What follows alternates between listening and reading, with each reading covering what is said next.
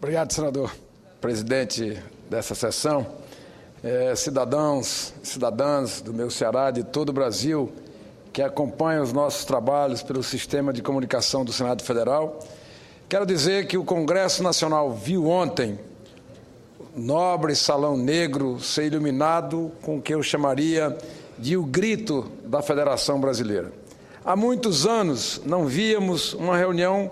como aquela consistência política, mostrando à opinião pública que, quando estão em jogo os interesses do Brasil, é possível separar divergências. Tenho certeza, senhor presidente, que, ao assistir governadores trabalhando ao lado de líderes de todos os partidos para apresentar propostas concretas que mantenham a capacidade dos nossos estados honrarem os compromissos, a população entendeu quais são as nossas obrigações como seus legítimos representantes. Salientamos ainda, como fez o nosso governador Cid Gomes, que o Pacto Federativo deve ser uma agenda permanente do Senado Federal, sempre tendo a consciência que este pacto não é contra ninguém, não é contra o governo federal, não é contra a presidente Dilma, mas sim para que melhor se definam e se cumpram as responsabilidades recíprocas. Ao recepcionarmos aqui governadores de modo a fortalecer o consenso político em torno de propostas difíceis, como a renegociação da dívida dos estados, a unificação de alíquotas de impostos, do equilíbrio entre receitas e despesa, uma menor incidência de impostos que penalizam a capacidade financeira dos estados, trilhamos o caminho mais curto para chegar a resultados concretos. Como já estamos fazendo desde ontem, para cumprir a honrosa missão entregue pelo companheiro Cid, de viabilizar uma proposta de emenda à Constituição, alterando a composição do FPE, de forma a manter o valor dos estados equilibrados. Acredito, senhor presidente, que o parecer do relator Walter Pinheiro, acrescido desses recursos, conforme vamos sugerir na emenda que estamos apresentando e formulando e apresentando, ficaremos realmente balizados de uma forma a evitar toda e qualquer perda para os estados do presente e do futuro. Acredito eu, senhor presidente, senhoras e senhores senadores, que temos a obrigação de encontrar com urgência uma solução que atenda o equilíbrio federativo. Dadas as grandes disparidades de renda que marcam a Federação Brasileira, não dá para esquecer que há estado em que os repasses do FPE correspondem a 60% ou até 70% dos respectivos orçamentos anuais. O Congresso Nacional, portanto, precisa encontrar uma solução com muita urgência. Senhor presidente, outros eventos fizeram parte dessa importante agenda federativa, como mostrou a Comissão de Assuntos Econômicos, desde a segunda-feira, ao iniciar uma série de audiências públicas com a finalidade de instruir o projeto de resolução de número 1 de 2013 e discutir a medida provisória 599 de 2012, que tratam da unificação do ICMS. A qualidade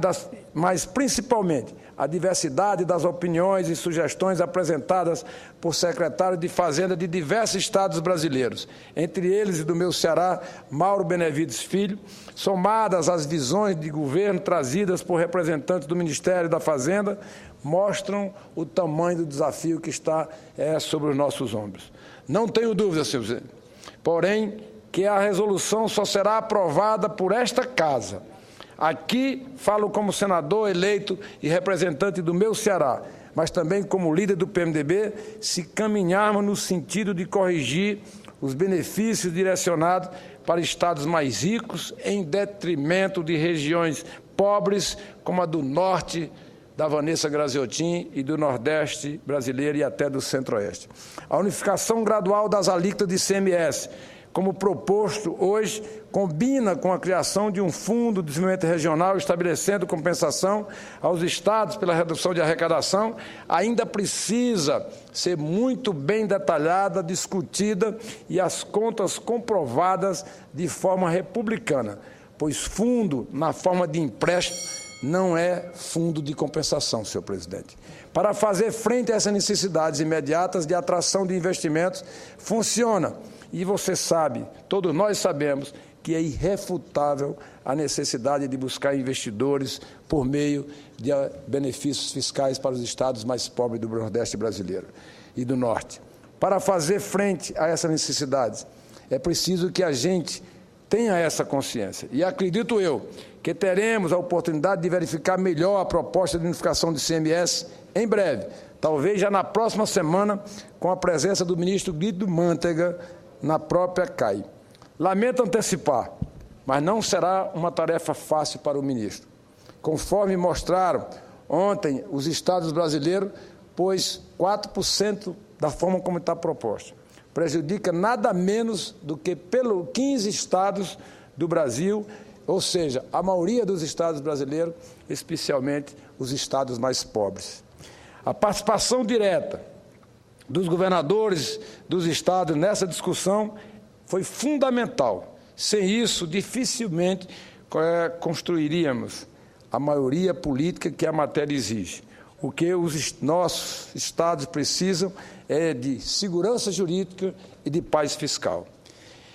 A ela é possível, como já provou esta Casa, senhor presidente, no ano passado, por exemplo, ainda na presidência da Comissão de Constituição e Justiça e depois neste plenário, mostramos que, com negociação, espírito público, é possível construir consensos e aprovar temas difíceis, como a repartição do ICMS, cobrado nas vendas de produtos pela internet entre estados brasileiros no destino e na origem. Iniciativas dessa natureza, nas últimas décadas, operaram um conjunto de transformações que fazem hoje o Brasil um país mais justo, mais inclusivo e menos desigual. Chegou a hora, senhor presidente, de consolidarmos, de ampliarmos essa conquista, ajudando a produzir uma nação mais justa, mais solidária e mais equilibrada regionalmente. Para finalizar, senhor presidente, não posso deixar aqui de registrar a determinação da presidente Dilma para que o Conselho Monetário Nacional, e já concluo, avalie com cuidado e carinho, nas suas palavras ditas por ela lá em Alagoas, o perdão da dívida dos pequenos, dos microagricultores do Nordeste brasileiro, castigados por uma seca, a maior seca dos últimos 50 anos. Sem dúvida, senhor presidente, uma demonstração que faz a presidente Dilma de sensibilidade social, marca do governo dela, marca desse governo que desde o tempo do presidente Luiz Inácio Lula da Silva, e que já conta com o nosso apoio e o nosso aplauso para essa medida, que é uma medida de justiça para com os pequenos agricultores sofridos, abandonados muitas vezes, do Nordeste brasileiro. Vem em boa hora a posição da presidente Dilma de sensibilizar ou de determinar ao Conselho Monetário Nacional, ao ministro Guido Mantega, que estude rapidamente uma solução para que esses homens e essas mulheres possam continuar nas suas casas, no campo, sofridos, mas esperançosos, que venha um novo tempo, que venha um inverno e que não estão abandonados pelo governo federal. Portanto, aqui a demonstração, de respeito, de admiração pela sensibilidade social, mais uma vez demonstrada pela presidente Dilma em tantos eventos que ela tem demonstrado para todos os brasileiros. E quero também, finalizando, agradecer à senadora Vanessa Graziotin por ter feito a permuta desse horário, tendo em vista que eu tenho que me ausentar para um trabalho da liderança. Muito obrigado, senhor presidente.